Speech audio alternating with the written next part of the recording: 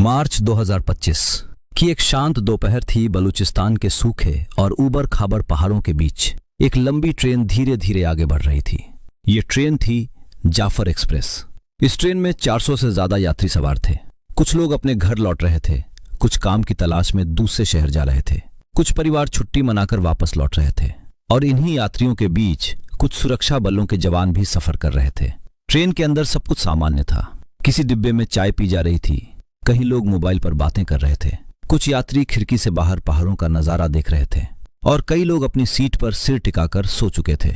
लेकिन किसी को भी अंदाजा नहीं था कि आने वाले कुछ मिनटों में यह सफर पूरी तरह बदलने वाला है।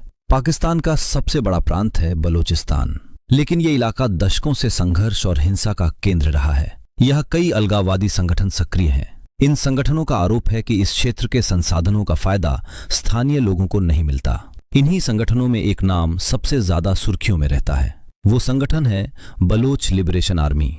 ये संगठन कई वर्षों से पाकिस्तान के सरकारी ढांचे और सुरक्षा बलों को निशाना बनाता रहा है। रेलवे लाइनें, गैस पाइपलाइन, सुरक्षा चौकियां अक्सर इनके हमलों का लक्ष्य बनती रही हैं।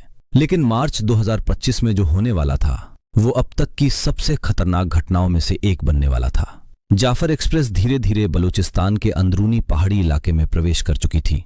ये इलाका बेहद सुनसान था। चारों तरफ सूखे पहाड़ थे, दूर दूर तक कोई बड़ा शहर नहीं था। मोबाइल नेटवर्क भी धीरे धीरे कमजोर हो रहा था। ट्रेन के ड्राइवर को भी इस इलाके की खामोशी की आदत थी, क्योंकि ये रास्ता हमेशा ऐसा ही रहता था। लेकिन उस दिन इस खामोशी के पीछे एक खतरनाक योजना छिपी हुई थी। कुछ किलोमीटर आगे पहाड़ों के बीच कुछ लोग पहले से इंतजार कर रहे थे। उनके पास आधुनिक हथियार थे और उनके चेहरे पर एक ही लक्ष्य साफ दिखाई दे रहा था, ट्रेन को रोकना और उसे अपने कब्जे में लेना। दोपहर के करीब ट्रेन एक पहाड़ी मोड़ से गुजर रही थी। अचानक एक जोरदार धमाका हुआ।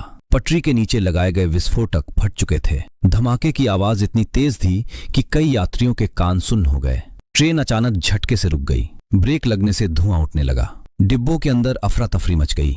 कई लोग अपनी सीटों से गिर पड़े, कुछ लोग घबराकर खड़े हो गए। हर कोई एक ही सवाल पूछ रहा था, क्या हुआ है? लेकिन असली खतरा अभी सामने आने वाला था। धमाके के कुछ ही मिनट बाद यात्रियों ने खिड़की से बाहर देखा।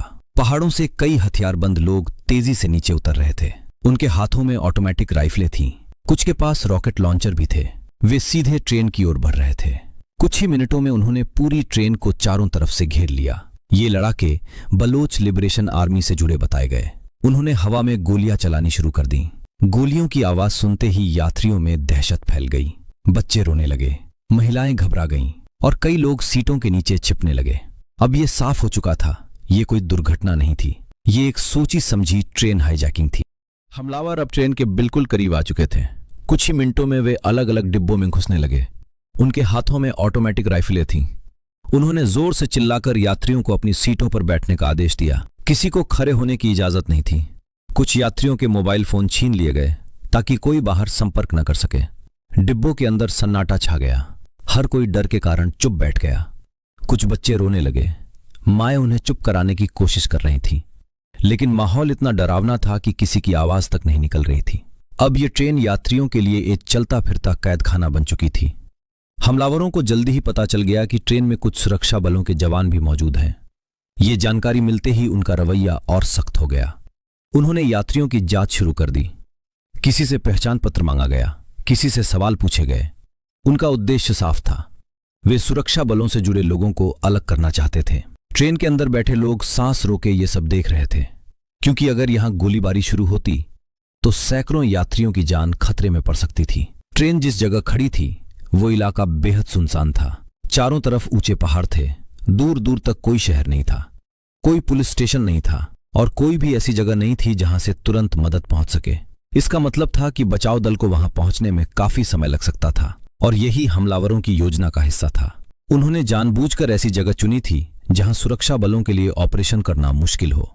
लेकिन इस बीच कुछ यात्रियों ने चुपके से अपने फोन इस्तेमाल की।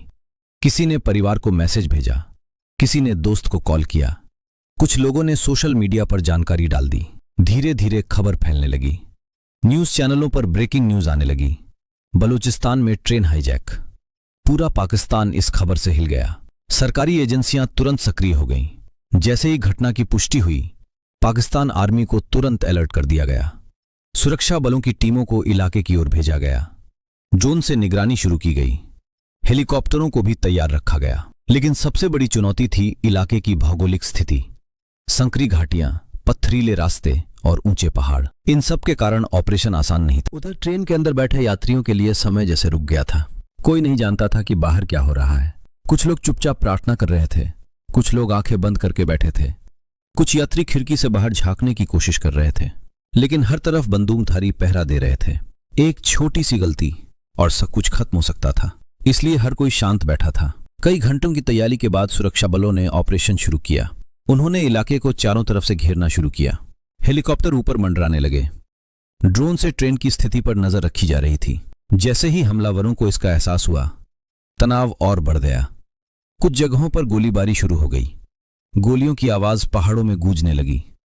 यात्रियों ने डर के कारण सीटों के नीचे छिपना शुरू कर दिया। सुरक्षा बल धीरे धीरे आगे बढ़ रहे थे। उनका मुख्य लक्ष्य था यात्रियों को सुरक्षित निकालना। लेकिन यह काम बेहद मुश्किल था, क्योंकि ट्रेन के अंदर बंधक मौजूद थे। अगर हमला तेज किया जाता तो बंधकों की जान खतरे में पड़ सकती थी। इसलिए ऑपरेशन बहुत सावधानी से आगे बढ़ाया गया। कुछ यात्रियों को धीरे धीरे बाहर निकाला जाने लगा। घंटों चले इस तनावपूर्ण ड्रामे के बाद स्थिति धीरे धीरे नियंत्रण में आने लगी। कई यात्रियों को सुरक्षित बाहर निकाल लिया गया। इलाके को सुरक्षा बलों ने पूरी तरह घेर लिया। इस पूरे घटनाक्रम ने पूरे देश को झकझोर कर रख दिया। एक सामान्य ट्रेन यात्रा अचानक एक बड़े संकट में बदल गई थी। मार्च 2025 की यह घटना सिर्फ एक ट्रेन हाईजैक नहीं थी, ये उस लंबे संघर्ष की झलक थी जो वर्षों से बलूचिस्तान में चलता आ रहा है। उस दिन जाफर एक्सप्रेस में बैठे यात्रियों के लिए वो सफर शायद जिंदगी का सबसे डरावना अनुभव बन गया, क्योंकि कुछ ही मिनटों में एक सामान्य ट्रेन यात्रा जिंदगी और मौत के संघर्ष में बदल गई थी। और ये घटना आज भी याद दिलाती है कि संघर्ष वाले इलाकों में एक साधारण सफर भी कभी-कभी इतिहास बन सकता है।